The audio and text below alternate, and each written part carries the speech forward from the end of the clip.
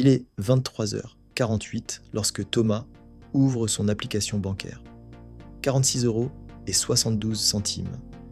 Il fixe l'écran, puis vérifie la date. Son prochain salaire arrivera dans 4 jours. Pourtant, Thomas ne gagne pas le salaire d'un homme en difficulté. Sa dernière fiche de paie affiche 3 412 € net. 6 ans plus tôt, il en gagnait 2200. À cette époque, il s'était fait une promesse. Le jour où je gagnerai 1000 € de plus, je ne regarderai plus jamais mon compte avec cette boule au ventre. Les 1000 € sont arrivés. La boule au ventre aussi. Alors Thomas fait défiler ses opérations, à la recherche de la catastrophe. Mais il n'y en a aucune, aucun achat délirant, aucun voyage secret, aucun accident spectaculaire, seulement une longue liste de dépenses raisonnables. Et c'est précisément cela qui devrait nous inquiéter.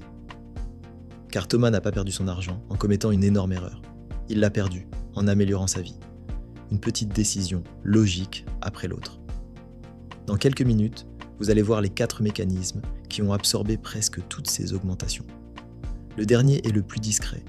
Il peut vous donner l'impression de réussir, alors qu'il réduit lentement votre liberté. Un bon salaire améliore parfois votre apparence financière. Mais seule une marge durable améliore votre liberté. Revenons au moment où tout a commencé. À 25 ans, Thomas vivait dans un studio situé loin de son travail. Chaque matin, il quittait son immeuble avant le lever du soleil, 1 heure de transport. Puis une autre le soir, souvent debout, le visage collé à la vitre d'un wagon trop plein. Un mardi, à 9h12, un message de son responsable apparaît. « Tu as 5 minutes ?» Thomas pense d'abord à un problème. Mais dans le bureau, son responsable sourit. Promotion. Nouveau poste. 400 € net supplémentaires chaque mois. Pendant une seconde, Thomas ne répond pas. Puis ses épaules se relâchent. Il pense au matin dans le métro. Aux fins de mois calculées à 10 € près. Enfin, se dit-il. Enfin, je vais respirer. Dans l'ascenseur, il retient difficilement son sourire et ouvre immédiatement une application immobilière. Depuis des mois, il a enregistré un 2 pièces lumineux à 15 minutes du bureau. Le loyer coûte 300 € de plus. Il hésite quelques secondes, puis il fait le calcul.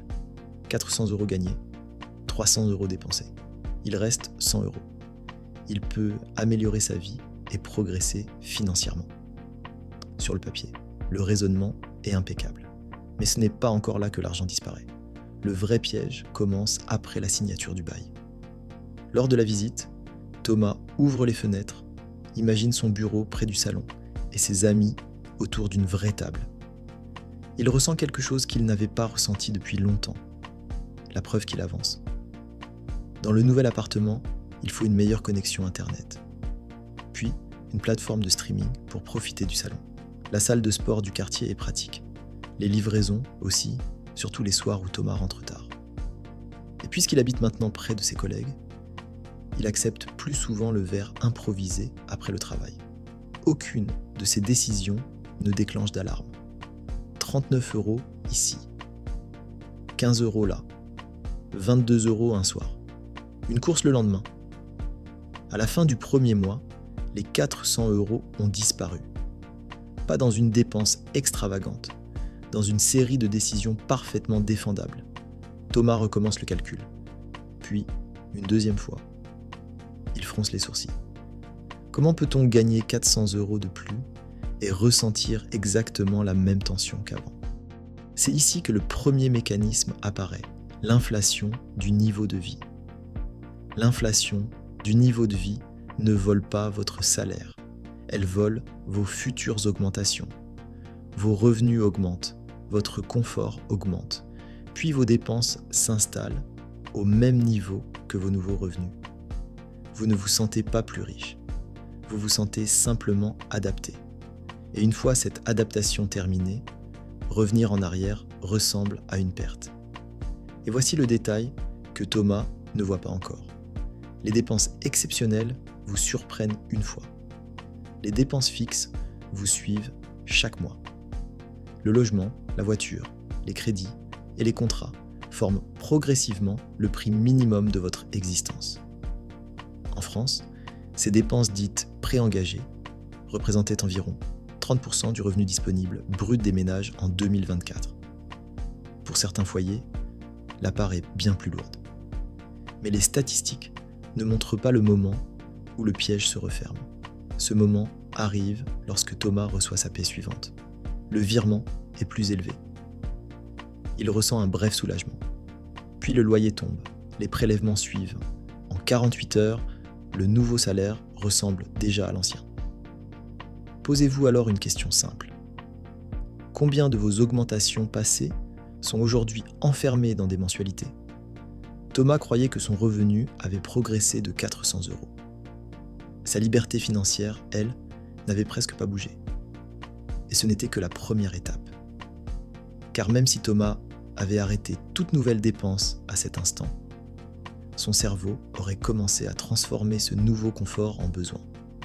Les premières semaines, Thomas remarque tout.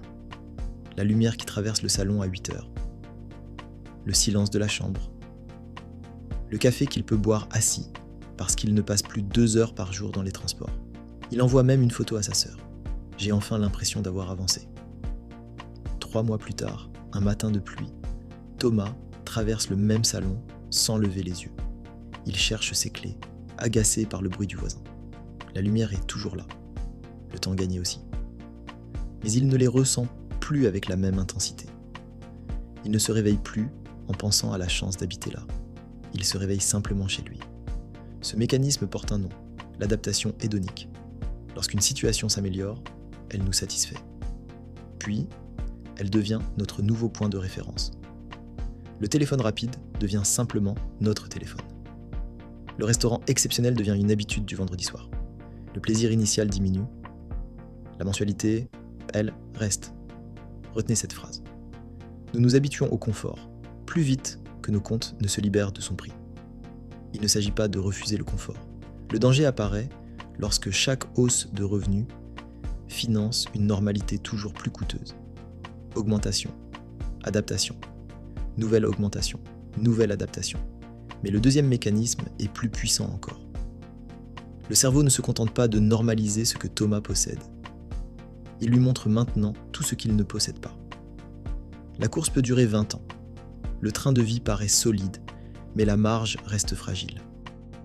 Puis, une autre force entre en jeu, la comparaison. Avec sa deuxième promotion, Thomas change d'équipe. Le vendredi suivant, ses nouveaux collègues l'invitent à déjeuner. La conversation glisse vers les vacances. L'un revient de New York, une autre prépare 3 semaines au Japon. Les téléphones sortent, photos d'hôtels et de paysages lointains. Quand on lui demande ce qu'il a prévu, Thomas répond « Rien de décidé pour l'instant ». Il sourit. Mais sur le chemin du retour, une pensée le gêne. Avec son nouveau poste, il devrait peut-être vivre autrement. Personne ne lui demande de les imiter. Pourtant, son point de référence se déplace. Le soir même, son appartement lui semble trop petit, sa voiture vieillissante et ses dernières vacances bien modestes. Thomas n'est pas devenu plus pauvre. Il a commencé à se comparer à des personnes plus visibles dans leurs dépenses. Et c'est là que la comparaison financière devient trompeuse. Nous voyons la voiture. Nous ne voyons pas le crédit. Nous voyons le voyage. Nous ne voyons pas le solde du compte. Nous voyons la maison. Nous ne voyons ni l'apport familial, ni la durée du prêt. La consommation est visible. Le patrimoine est silencieux. Dans un monde construit pour être regardé, le visible gagne. Une personne achète des signes extérieurs. Une autre construit une réserve invisible. Ce sont deux réalités différentes. Une phrase résume cette illusion. Nous comparons souvent nos coulisses financières à la vitrine des autres. Le revenu est ce qui entre. Le train de vie est ce qui sort. Le patrimoine est ce qui reste et vous donne des options. L'immobilier, les héritages et les accidents de vie comptent énormément. Mais gagner de l'argent et posséder du patrimoine restent deux choses distinctes. Un salaire est un flux. La richesse est un stock construit dans le temps. Une fiche de paie ne mesure ni les dettes, ni le patrimoine, ni la capacité à supporter un imprévu. Et c'est là que surgit le troisième mécanisme. Thomas ne manque pas d'argent au début du mois. Il manque d'une place réservée pour l'argent qu'il veut garder. Thomas avait amélioré son flux, mais pas son stock. Pourquoi ? Parce qu'il attendait toujours la fin du mois pour épargner. Son plan, vivre normalement, puis épargner le reste. Mais il ne restait jamais rien. Chaque premier du mois, Thomas regardait son salaire arriver avec espoir. Cette fois, pensait-il, il ferait attention. Il préparait parfois un virement de 200 € vers son livret. Son doigt restait au-dessus du bouton. Puis il refermait l'application. « J'attends quelques jours, juste pour voir », se disait-il. Mais l'argent disponible sur son compte lui donnait en permanence une information trompeuse. Tant que le solde était positif, une dépense supplémentaire semblait possible. Un dîner, un achat en ligne, un billet de dernière minute. L'épargne devait survivre à toutes les décisions du mois. Et l'épargne, placée en dernier, finit souvent exactement à cette place, dernière. La volonté seule est rarement un système fiable. Le plaisir d'un achat aujourd'hui est concret. La sécurité financière dans 5 ans est abstraite. Thomas connaissait les règles. Mais savoir ne décide pas à votre place lorsque vous êtes fatigué, pressé ou inquiet. Un jeudi soir, Thomas rentre après une journée difficile. Son responsable a critiqué un dossier devant toute l'équipe. Dans le métro, il voit une publicité pour le casque audio qu'il regarde depuis plusieurs semaines. Il sait qu'il n'en a pas besoin. Il sait aussi que l'achat ne réglera rien. Mais pendant quelques minutes, commander ce casque ressemble à une manière de reprendre le contrôle. Il clique. Le soulagement est réel. Il dure moins longtemps que le paiement. Et c'est d'ici que tout change. Certaines dépenses n'achètent alors pas un objet. Elles achètent quelques minutes de soulagement. Quand une dépense soigne une émotion, son prix dépasse presque toujours l'étiquette. Le stress financier rend encore cette situation plus difficile. Les travaux sur la psychologie de la rareté suggèrent que les factures, les échéances et les risques peuvent capturer notre attention. Nous nous concentrons alors sur le problème le plus urgent, au détriment du mois suivant. Lorsque Thomas voit 46 € sur son compte, il ne pense plus à 5 ans. Il compte les repas avant vendredi. Son horizon se contracte. Le futur devient un luxe mental. La pauvreté ne rend pas moins intelligent. La pression financière laisse simplement moins d'espace mental pour comparer, planifier et résister. Parler uniquement de discipline est donc insuffisant. Le logement, la santé ou les dettes imposent des contraintes réelles. Mais lorsque le revenu progresse, un système peut protéger la nouvelle marge. Sans système, Thomas devait reprendre la bonne décision chaque jour. Avec un système, il pouvait la prendre une seule fois. Mais avant de découvrir ce système, Thomas va recevoir un avertissement qu'aucune application bancaire ne peut rendre confortable. Un dimanche matin, sa voiture refuse de démarrer. Le garagiste annonce 850 €. Thomas reste silencieux au téléphone. Il regarde son salon, sa télévision, les objets accumulés autour de lui. Il gagne correctement sa vie. Pourtant, une réparation ordinaire suffit à faire monter son rythme cardiaque. Ce jour-là, il comprend que son problème n'est pas son niveau de confort. C'est son absence de marge. Avant de voir comment il réagit, il faut comprendre le coût réel de ce qu'il avait perdu. 200 € de dépenses fixes reviennent tous les mois. Mais leur coût le plus lourd est invisible. Ils réduisent vos choix futurs. Une marge permet d'absorber une réparation, de refuser un travail devenu insupportable ou de lancer un projet sans que chaque journée soit une urgence. La richesse utile n'est pas toujours spectaculaire. Elle ressemble souvent à une facture qui ne fait pas peur, à une décision professionnelle que l'on peut prendre sans être prisonnier de la prochaine paie, à du temps que l'on possède encore. La richesse que l'on montre achète parfois du statut. La richesse que l'on ne montre pas achète des choix. Alors, comment sortir du piège sans transformer sa vie en punition permanente ? La réponse de Thomas commence par une feuille, un stylo et la date de sa prochaine augmentation. La première règle consiste à partager chaque augmentation avant de la toucher. Lorsque vous apprenez que votre salaire va augmenter, décidez immédiatement ce qui servira à améliorer votre vie actuelle et ce qui renforcera votre avenir. Il n'existe pas de pourcentage universel. Thomas écrit simplement 2 colonnes. Mieux vivre aujourd'hui et être plus libre demain. Il profitera d'une partie de son progrès mais refuse que 100% devienne une nouvelle obligation mensuelle. L'idée importante est de décider avant que le nouveau revenu devienne normal. Après quelques mois, le supplément ne ressemble plus à un surplus. Il semble nécessaire. Vous n'avez pas besoin de geler votre vie. Vous devez simplement empêcher votre train de vie de dévorer tout votre progrès. Mais une décision écrite peut encore être oubliée. Thomas a donc besoin d'un deuxième verrou. La deuxième règle consiste à automatiser. Le transfert intervient juste après le salaire, avant que l'argent se mélange au budget courant. Les travaux de Richard Thaler et Shlomo Benartzi sur l'épargne illustrent ce principe. Il est souvent plus facile de réserver une partie d'un revenu futur avant de s'y habituer. Le jour où sa nouvelle paie arrive, Thomas ne touche à rien. Le lendemain matin, une partie du supplément quitte automatiquement son compte courant. Il ne doit plus négocier avec lui-même, ni attendre de voir ce qu'il restera. L'automatisation transforme une bonne intention en événement bancaire. Et pour la première fois, son avenir est payé avant ses impulsions. Mais automatiser une petite somme ne suffit pas si les grandes mensualités continuent de grossir. Thomas examine alors la partie la moins séduisante de son budget et la plus puissante. La troisième règle consiste à surveiller d'abord les grandes dépenses fixes. Les petits achats peuvent compter. Mais le logement, le transport ou un crédit peuvent peser chaque mois pendant des années. Une vie financière ne s'effondre pas à cause d'un café. Elle devient fragile lorsque son coût fixe dévore le revenu disponible. Un samedi matin, il imprime 3 relevés de compte et surligne tout ce qui revient chaque mois. La surprise vient du total. Logement, voiture, assurance, service. Individuellement, chacun semblait acceptable. Ensemble, ils décidaient de son mois avant même son réveil. Avant de traquer chaque dépense minuscule, regardez les engagements qui reviennent automatiquement. Quelle dépense achète réellement du temps, de la sécurité ou du bien-être? Et laquelle achète surtout une image que vous devez ensuite financer tous les mois?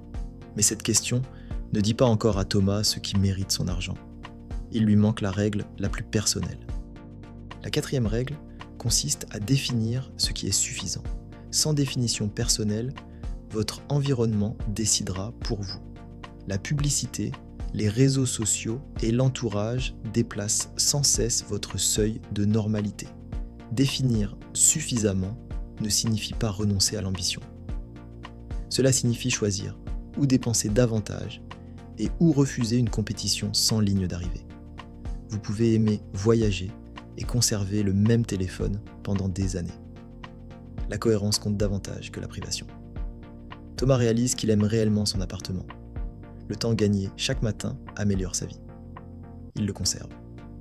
En revanche, l'idée de remplacer sa voiture venait surtout des conversations au bureau. Il abandonne ce projet sans ressentir de sacrifice. Ce désir ne lui appartenait pas vraiment. Voilà le déclic. Un budget n'est pas seulement une liste de restrictions. C'est une déclaration de priorité. Thomas n'a pas vendu sa voiture. Il n'a pas quitté son appartement. Il n'a pas supprimé tous ses plaisirs. Lorsqu'une nouvelle promotion arrive, il prend simplement sa décision avant le premier versement. Une partie de l'augmentation améliorera son quotidien. L'autre sera transférée automatiquement vers sa réserve dès le début du mois. Le premier mois, il ouvre encore son application bancaire à 23h48. Le geste est devenu presque automatique. Mais cette fois, le chiffre affiché n'est plus 46 €. Une réserve existe ailleurs, hors de portée des dépenses ordinaires. Thomas expire lentement. Ce n'est pas de l'euphorie, c'est mieux que cela, c'est du calme. Au départ, le changement n'a rien d'impressionnant. Son entourage ne peut pas le voir. Il ne produit aucune photo spectaculaire. Son niveau de vie progresse un peu moins vite qu'il aurait pu. Mais pour la première fois, son augmentation ne change pas seulement son mois. Elle change sa trajectoire.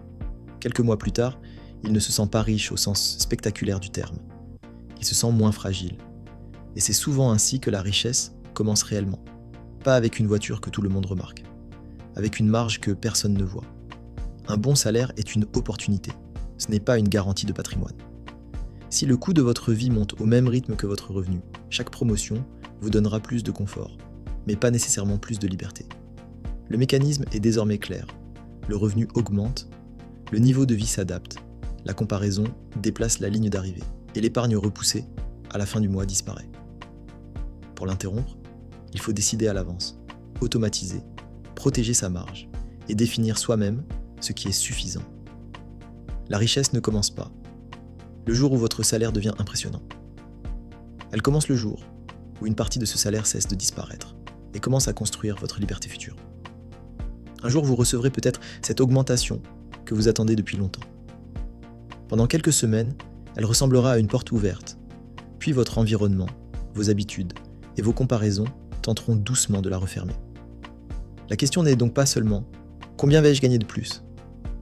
La vraie question est « quelle part de cette augmentation restera encore dans ma vie lorsque l'excitation aura disparu ?» Car à la fin, la richesse n'est peut-être pas la capacité de tout acheter, c'est la capacité de ne plus être obligé de tout accepter. Si vous receviez une augmentation demain, quelle part choisiriez-vous de protéger avant même de changer votre niveau de vie ? Écrivez votre réponse en commentaire.